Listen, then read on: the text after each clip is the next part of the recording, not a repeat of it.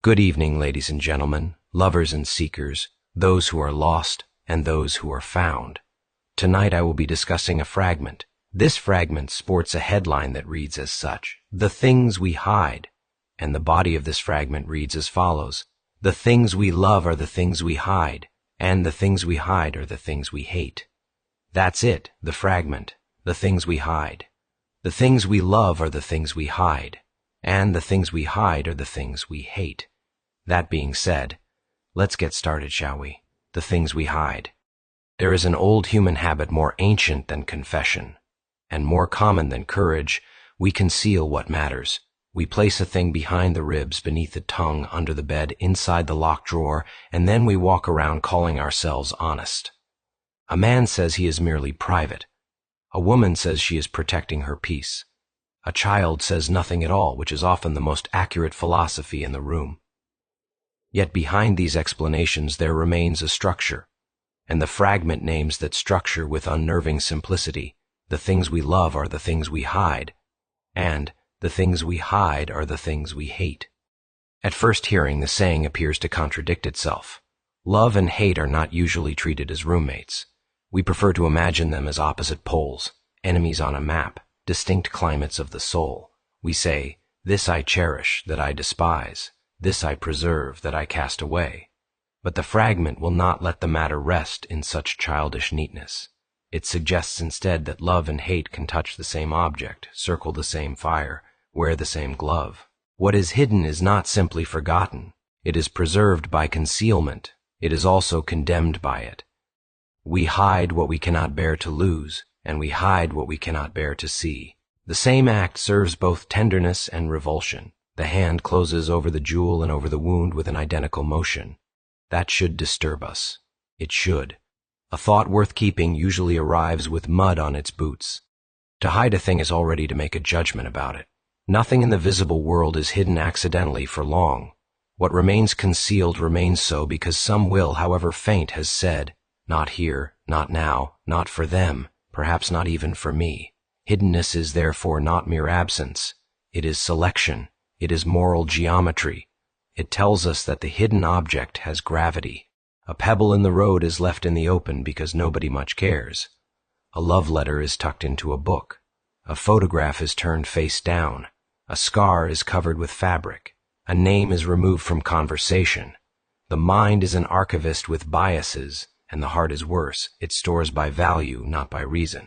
That which is indifferent is rarely hidden. The hidden thing has already won a kind of terrible significance. So the first half of the fragment rings true at once. The things we love are the things we hide. This is the logic of treasure. We cover precious seeds with soil. We wrap gifts before giving them. We put heirlooms in chests. We keep family recipes in drawers. The beloved is shielded from mockery, theft, corrosion, and cheap handling. A person who has suffered enough learns to guard what is good because the world is often clumsy with goodness. Not every eye deserves access. Not every hand is clean enough to touch. Love, then, hides because love knows the mark it degrades. Once shown, a thing can be judged. Once judged, it can be diminished. Once diminished, it can be lost even while still technically present. Many people have learned this lesson young. They showed delight and were laughed at. They revealed tenderness and were punished. They spoke a hope aloud and watched someone smirk. After that, they hid the hope, not because it meant little, but because it meant too much. Privacy is often the scar tissue of devotion, and yet the second half of the fragment enters like a knife slipped between the ribs of the first. The things we hide are the things we hate. This too rings true, which is exactly the problem, for we do hide what disgusts us. We hide our pettiness, our envies, our cowardices, our addictions, our humiliations, our unchosen fantasies, our remembered cruelties, our cheap motives behind expensive language.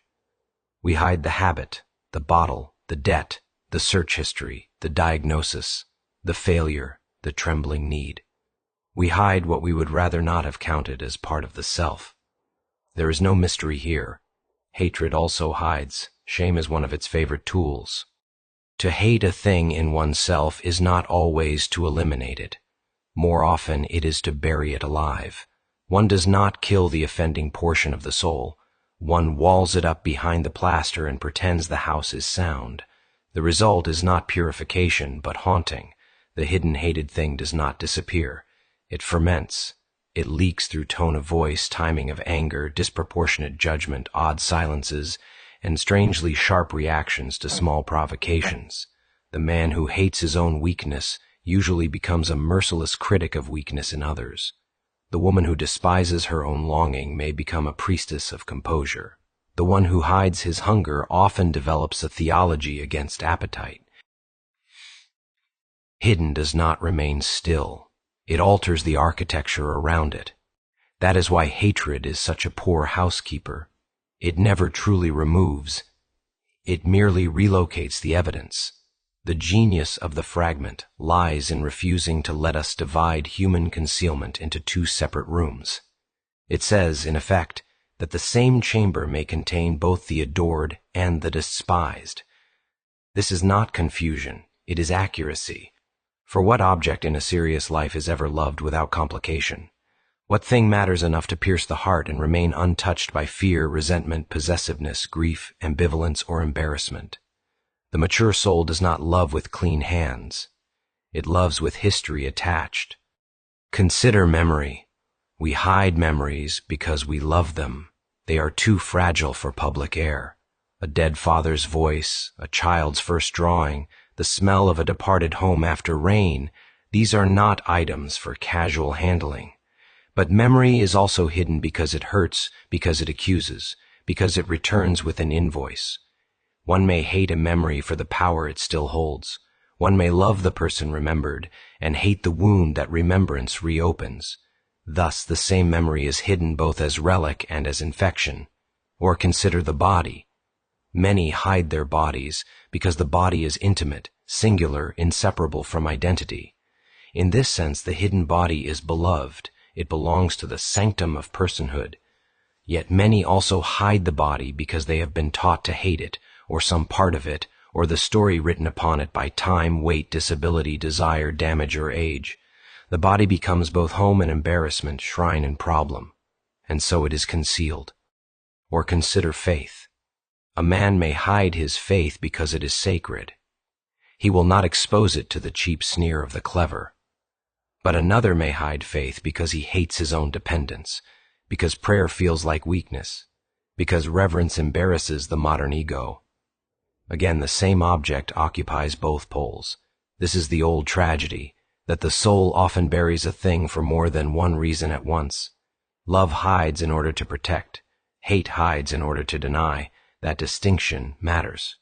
Protection says, this is too valuable for careless exposure. Denial says, this is too intolerable for acknowledgement. Outwardly, the acts may look identical. Inwardly, they belong to different moral worlds. The trouble is that human beings are rarely pure enough to perform only one at a time. We protect and deny together. We cup the flame because it is precious and because it frightens us. We lock the box because the contents are holy and because they threaten to undo the lie by which we presently function. A mother hides the last letter from her son not only because she treasures it, but because reading it tears her open. A man hides his poems not only because they are dear to him, but because he suspects they may expose his softness to a world that rewards armor. A child hides a broken toy because he loved it and because he cannot bear the evidence of its brokenness. In each case, love and hate do not alternate politely, they overlap. Indeed, one of the saddest facts about human life is that we often come to hate whatever most reveals our need. And what do we love more fiercely than what answers our need? Thus, the same object can become beloved and resented in one breath. We love the person who sees us. We hate that they can see us. We love the art that saves us. We hate that it proves we needed saving. We love the truth that sets us free. We hate the old self it drags into the light. No wonder we hide. There is also a darker possibility in the fragment. Perhaps what we call hatred is sometimes injured love. That is not a sentimental claim. It is an anatomical one. Pure indifference does not usually bother to hide. One does not hide what one has entirely ceased to care about. Hatred, on the other hand, is energized. It binds attention, it circles, it returns, it rehearses. In this sense, hatred often resembles a love that is soured but not died. The hated object remains significant. It has not been dismissed, it has been enthroned negatively. One's enemy can occupy more psychic real estate than one's friend. So when the fragment says the things we hide are the things we hate, it may also imply that hatred itself testifies to relation. We do not bury dead matter with such urgency. We bury live wires, we bury unresolved claims, we bury what still has the power to name us. This is why people hide old dreams. Not because the dreams are meaningless, but because they still accuse the present arrangement. That unfinished novel, abandoned instrument, unopened application, unspoken apology, unsent letter, these are often hidden because they retain a strange moral radiance. They reveal a version of the self one betrayed. The person hides them because he hates the sight of his own compromise, yet he also loves them, because through them he remembers that once he was called by something finer. What is hidden, then, may be neither simple love nor simple hate, but a contested territory where desire and judgment are still at war. The fragment also has public implications. Families hide what they love and what they hate. Nations do the same. Churches, companies, schools, movements, and tribes all maintain secret chambers. Every collective body has its reliquary in its basement. In one room it stores symbols of identity, precious stories, founding letters, names of the honored dead. In another it conceals abuse, betrayal, cowardice, theft, hypocrisy, and bodies under the floorboards. The institution uses the same architecture for both sanctity and shame. This should sober anyone tempted to treat secrecy as morally neutral. A culture may say it protects tradition. Sometimes it does, sometimes it is hiding rot. A family may say it keeps matters private. Sometimes that means reverence. Sometimes it means everyone learned never to say uncle's name after dark. A nation may classify information for security. It may also classify embarrassment. The visible explanation and the true explanation are not always brothers. One learns much about a people by asking two questions. What do they refuse to expose because it is sacred? And what do they refuse to expose because it would condemn them? Where those two categories blur, moral danger ripens. For when a society begins to treat its crimes as though they were heirlooms to be protected, and its genuine treasures as embarrassments to be hidden, the order of love has collapsed. Then you get a civilization proud of its machinery and ashamed of its innocence, proud of its appetites and ashamed of its prayers, proud of its spectacle and ashamed of its tenderness. Such a people hide the good because they have come to hate it, and display the corrupt because they have come to love it. That is not merely confusion. That is cultural inversion. The way out begins with discernment. One must ask of each hidden thing, why is this concealed? Not every secret is a lie. Not every revelation is a virtue. Modern people are often simplistic here. They imagine that bringing everything into public view is equivalent to honesty. It is not. Exhibition is not the same as truth. Some things belong in shade, not because they are wicked, but because they are living. Roots grow underground. Pregnancy begins in hiddenness. Thought itself forms in silence before it earns speech. The soul requires chambers, but secrecy becomes corruption when concealment protects falsehood from judgment rather than goodness from violation. That is the line. To hide a child from violence is love. To hide violence done to a child is evil. To keep prayer private is humility. To keep exploitation private is cowardice. To shield a marriage from gossip is wisdom. To shield cruelty within a marriage from witness is complicity. The moral worth of hiddenness depends upon what hiddenness serves. The fragment helps us because it refuses to flatter us. It says, do not congratulate yourself too quickly for what you have concealed. The hidden thing may indeed be beloved. It may also be hated. And perhaps most dangerously, it may be both, which means the soul hiding it is divided against itself. That division cannot remain forever. Eventually, the hidden thing seeks air. What is loved longs to be honored properly, not merely hidden away like contraband. What is hated longs to be named, judged, perhaps forgiven, perhaps cut out, but at least no longer granted subterranean rule. The burden of a concealed life is not only that it is secret, it is that the self must spend energy guarding the border. One becomes a border patrol agent in one's own chest. That is exhausting work. It makes people brittle. It makes them distracted. It makes them old before their time. Many breakdowns are really failed concealments. The person did not suddenly become troubled. The hidden trouble simply breached the wall. Many tears are not new sorrows. They are old hidden sorrows finally winning the right to exist in daylight. Many conversions, too, are nothing more or less than the moment a person stops defending the seller. He opens the door, carries up what is precious, buries what is dead, cleans what is filthy, and admits that he should have done this years ago. The soul heals not by becoming entirely transparent, but by becoming rightly ordered. Treasure belongs in a treasury, not a trash pit. Waste belongs in the reckoning, not the shrine. Love must cease hiding itself as though it were guilty. Hatred must cease hiding itself as though it were authority. So what does the fragment finally teach? It teaches that concealment is a clue. Hiddenness reveals value, but it does not tell us what kind of value without further examination. The hidden thing may be precious, poisonous, or both. It may be what the soul cannot live without, or what the soul cannot admit it still serves. Often it is an object at the crossing of those roads.